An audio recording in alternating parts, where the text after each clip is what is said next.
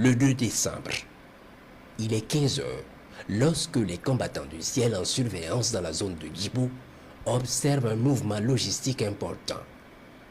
Les criminels se préparent sûrement à attaquer le convoi en préparation sur Djibo.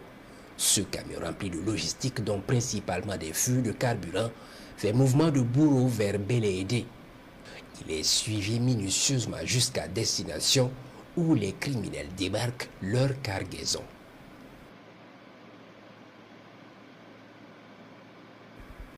Les vecteurs préparent l'attaque et frappent la logistique déjà débarquée.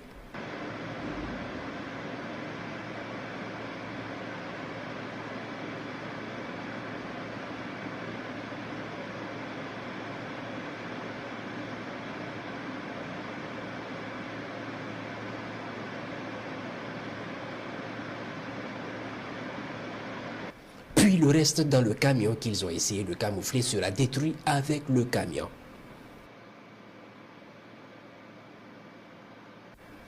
Toute la zone s'embrase, la logistique est détruite.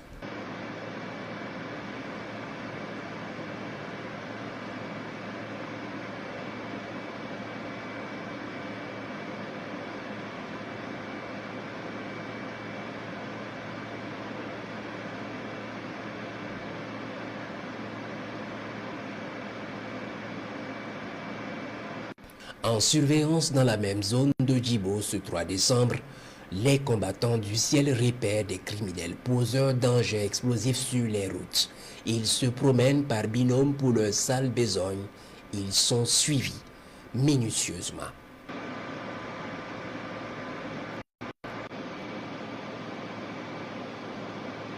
À un moment donné, ils se retrouvent sous des hangars pour faire le point de leur mission. Ils y sont immédiatement frappés.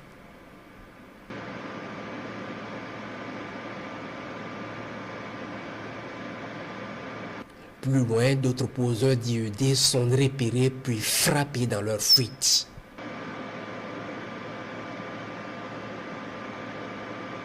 Plus loin encore, d'autres poseurs d'IED sont repérés. Ils sont suivis dans leur sale besogne, puis quand ils finissent, ils se dirigent à Mentao. Les vecteurs les regardent.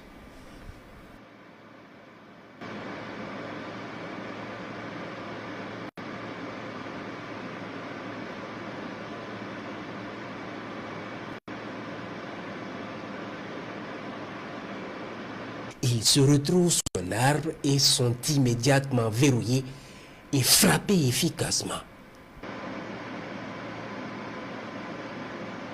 Ce 3 décembre toujours, pendant que les 7e et 18e BIR sont en manœuvre dans les Banwa contre les bases terroristes en coordination avec les combattants du ciel, les criminels prennent la fuite à l'arrivée des forces vers le fleuve. Ils sont vus et suivis par les vecteurs et les hommes des BIR à leur trousse. Pour ces rescapés qui ont échappé à la furie des hommes au sol, leur prière est de rattraper le fleuve et traverser avant que le feu qui est derrière ne les rattrape. C'est sans compter sur le feu qui viendra du ciel. C'est au moment de traverser où ils croyaient leur prière exaucée que le feu va descendre du ciel pour les livrer aux hommes au sol.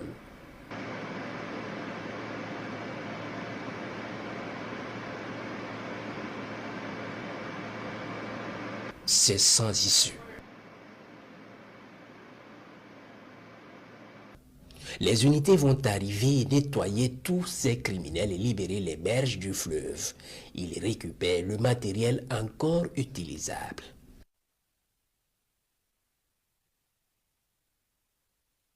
Ce 4 décembre, dans la zone de Mani, les observations ont permis de détecter plusieurs criminels venus s'engouffrer dans un verger dense.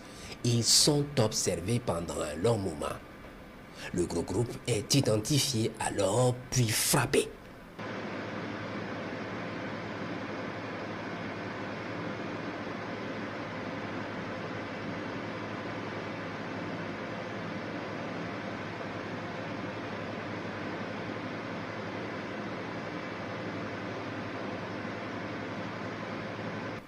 Ce 5 décembre, il est 15 heures, lorsque les combattants du ciel sont alertés de combats intenses entre les criminels et les hommes du bataillon Tigre au nord.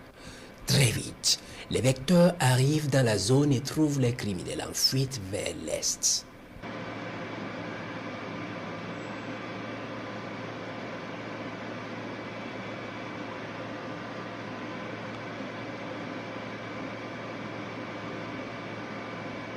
Un vecteur spécialisé dans la traque va venir prendre la colonne en fuite et mener plusieurs frappes contre les criminels.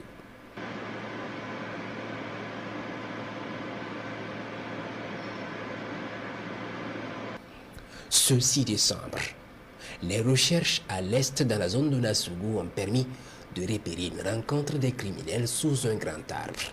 Ils sont observés minutieusement. Puis au moment venu, ils sont frappés efficacement.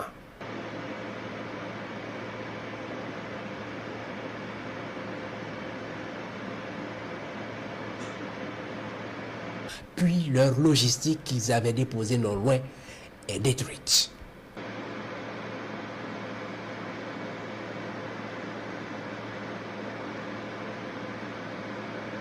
Ce 7 décembre, pendant que le convoi de Djibo progresse vers sa destination, les criminels au nord de Djibo décident de fuir le territoire. Les vecteurs aériens les suivent attentivement. Une colonne de pick-up s'empresse de retrouver la frontière après Nassumbu. Ils seront rattrapés. Sentant le danger, ils décident de se camoufler. Trop tard. Un missile va frapper le premier pick-up et le détruire.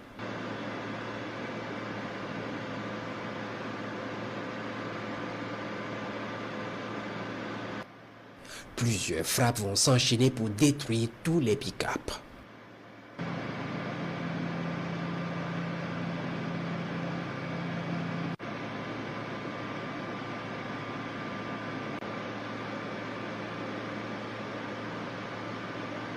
Ce 11 décembre, les mouvements logistiques de l'ennemi vont se poursuivre. Dans la zone de Tauremba, des tricycles remplis de logistique sont en fuite vers le nord sous le regard de nos vecteurs aériens. Ils essaient de fuir, mais jusqu'où pourront-ils aller?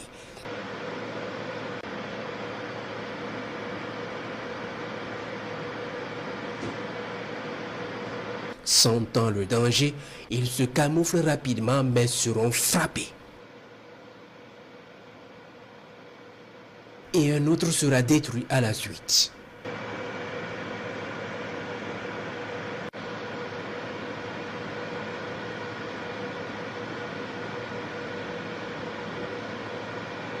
Les opérations aéroterrestres se sont aussi intensifiées ces derniers temps.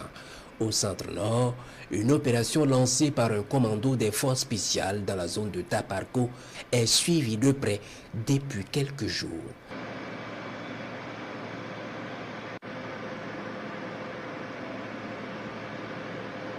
Ce 12 décembre, les commandos informent les vecteurs d'un contact imminent avec des criminels qui foncent sur eux. Les combattants du ciel les suivent dans leurs manœuvres à vive allure sous l'effet de leur drogue. À l'approche de la zone, un missile va donner le signal du combat aux criminels.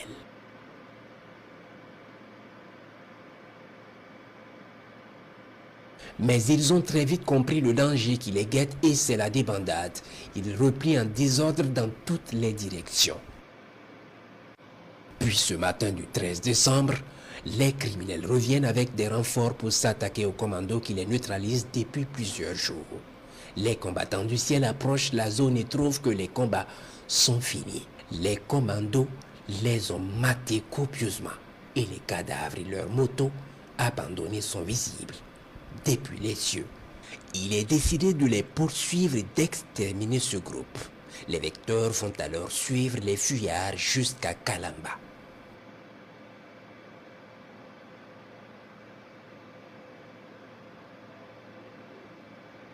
Ils les rattrapent et ils sont regroupés avec leurs blessés sous les arbres pour porter les premiers soins. Un puissant missile va venir accompagner les soignants et blessés en enfer.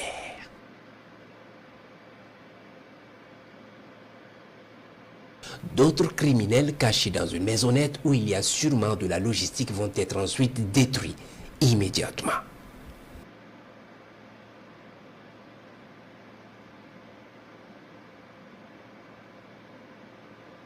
Pour anéantir complètement ce groupe, le commando qui les avait matés est alors héliporté de leur zone de combat pour se rendre dans la zone de frappe et traiter les rescapés fuyards.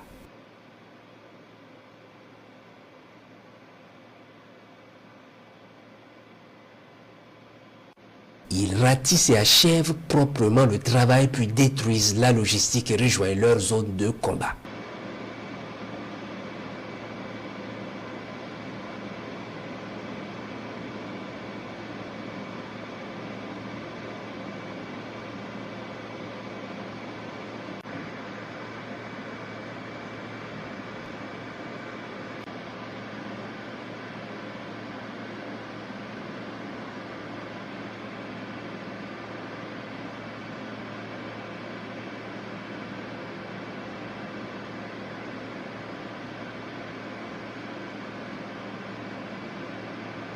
La grosse bataille aéroterrestre a eu lieu ce 10 décembre dans la boucle du Monde. Il est 11 heures lorsque les observateurs du détachement de Barani alertent les vecteurs aériens de plus d'une centaine de criminels à moto en mouvement dans la zone de Bomborokwi. Très vite, les vecteurs arrivent et prennent la colonne en compte sur leur moto.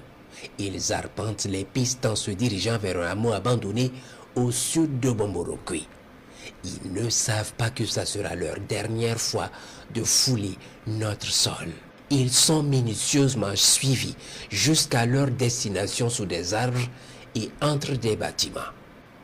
Pendant qu'ils s'installent, les vecteurs lancent l'attaque. Un missile d'une extrême violence va fendre le ciel et s'abattre brutalement sur eux.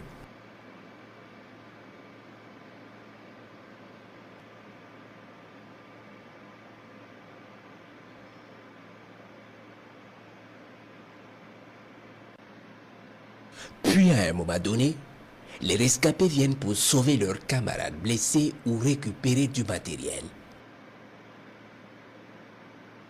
Ils sont immédiatement frappés efficacement.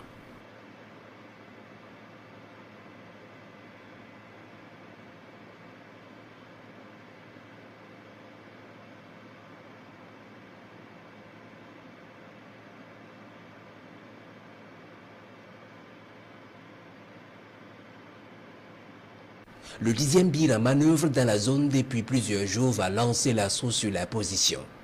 Des rescapés qui s'étaient camouflés dans les bâtiments vont les prendre à partie, mais la furie des hommes prend le dessus et ils déciment les rescapés sur la position.